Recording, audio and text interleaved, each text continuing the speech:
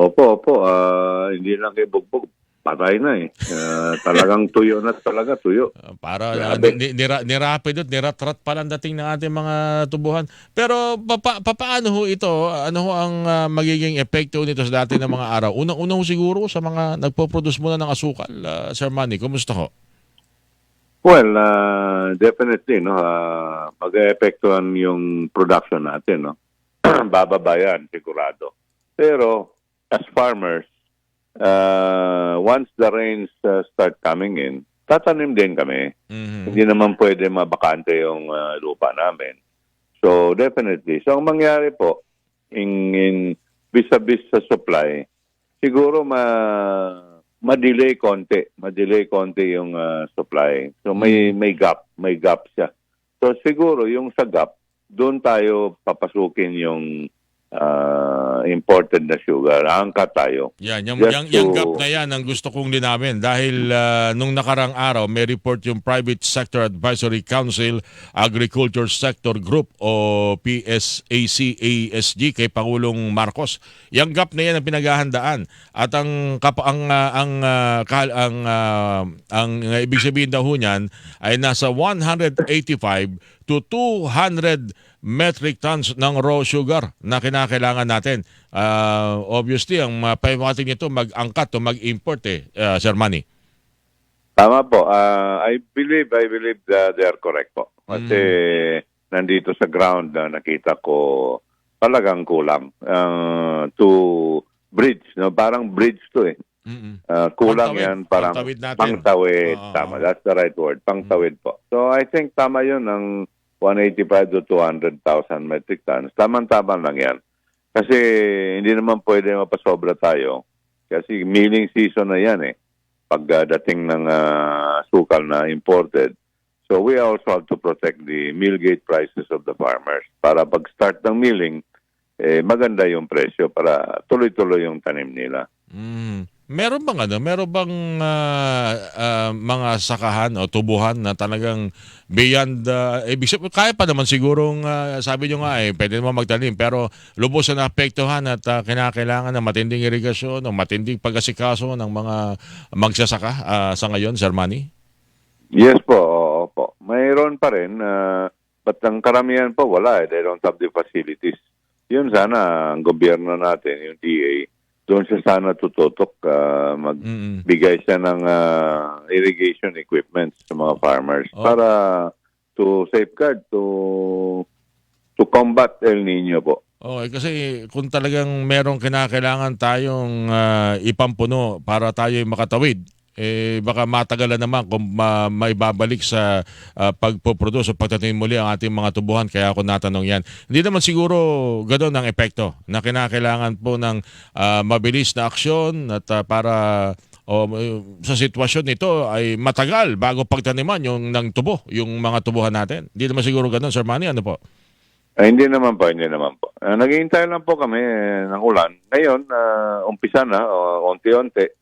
And I think this is because of the low pressure na naramdaman natin. So, right. Magbuti nga, may naswerte tayo. So, yes, pag umulan another 2 to 3 weeks na gusto na, yun, umpisa ng tatanim yan. Sir Manny, hanggang saan ba sa tingin ninyo ang dapat na kinakailangan punan para tayo makatawid sa maaring kakulangan ng supply ng asukal dulot ng El Nino na rin sa Pilipinas? Baka kasi masobrahan tayo, magka-problema naman tayo pagdating ng meron na tayong produksyon, hindi na maasikaso dahil sobrang dami ng inangkat. Yes po. I truly believe yung figures nila. 185 to 200 metric tons na raw sugar, okay po yun? Yes po. I think okay po yun. Sa ngayon po ba, yung inyong, yung maaring pag inag-iimbakan natutuyo na? O hindi pa naman? Oh yes, tuyo na sir. Well, Walang-wala na talaga, latak na talaga nasa asukalan, gano'n? ay, tama po. Ay, talagang if you look at the crop, maawa ka. Talagang parang sunog eh. It's really dried up. I really don't know if makarecover pa to yung nasa ground na at tumutubo. I don't know kung makarecover pa kahit umulan. Ganun po ba? So, really, really bad. Really bad. Sa mga nakaraang mga tag-init, wala namang problema sa mga tubuhan. Kayang-kayang mabuhay ng tubuhan kahit na konting tubig lang. Pero ibig sabihin, matindi talaga itong pinagdaanan natin. Ano? Yes po, iba to, iba. Ako, ang tagal ko na sa farming. First time ko naka-experience po, kahit lumabas ka sa kampo, when I go around to inspect the field, ang sakit ng init. I mean, really, really strong heat. Never have I experienced this. Wala, 7 o'clock in the morning, pasok na ako hindi ko na matiis. Sobrang init talaga. So, anong itsura ng tubo sa ating mga dito nakarang El Nino? Iniisip ko kasi, yung iba kasing mga magsasaka, minsan pagtingin nila, yung palay nila walang butil, ipa lang. Dahil nga sa epekto ng El Nino.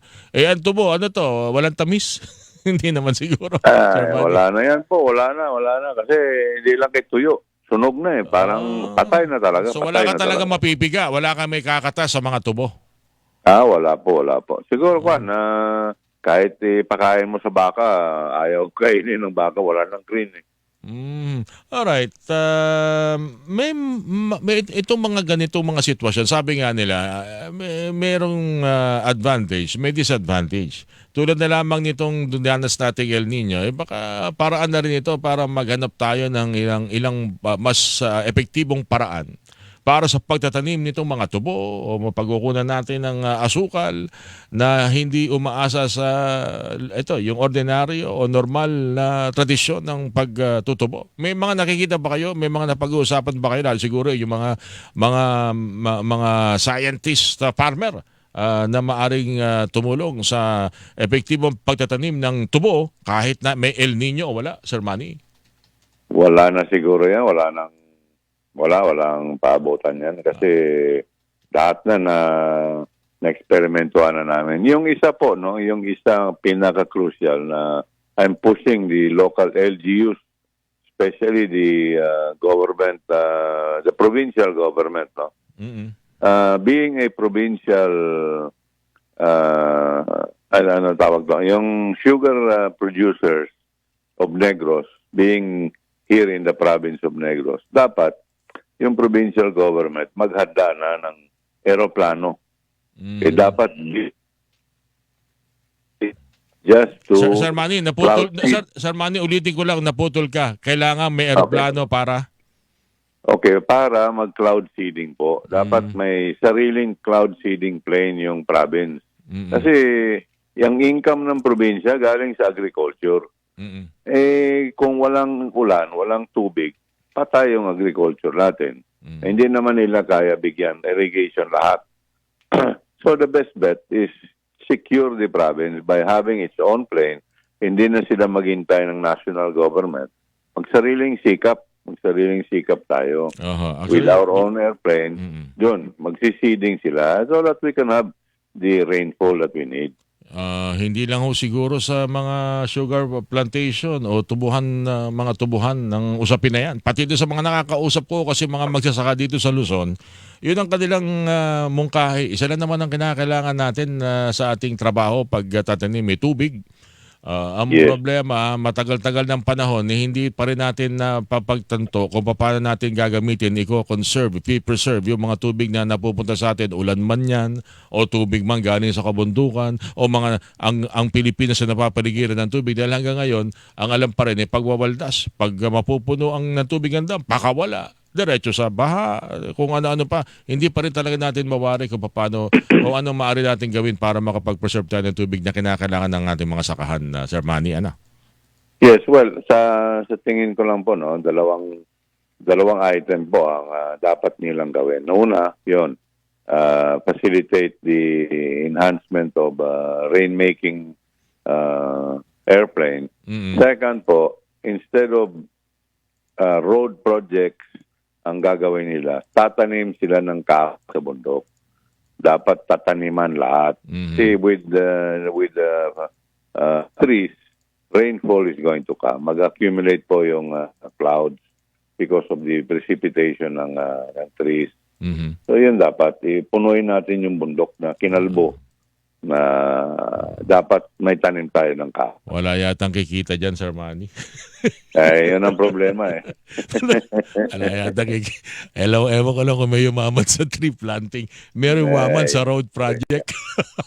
Ay, Jesus Maria talaga. Sir Manny, hindi, nagbibiroan lang ko kami, Sir Manny, pero seryoso po yan. Kaya tulad na lamang nitong sa sistema ho ng tubig, singil lang ng singil yung ilan sa ating mga, may iba't ibang mga naniningil ng tubig, pero hindi alam kung paano tayo mas lalawak pa yung kakayahan natin kumalap ng maiinom. At may pandidilig na rin na tubig. Sir Manny, maraming salamat sa ibinigay na pagkakataon at sana makabalik, makarecover agad yung ating mga sugar planters dito sa El Niño ito, Sir Manny.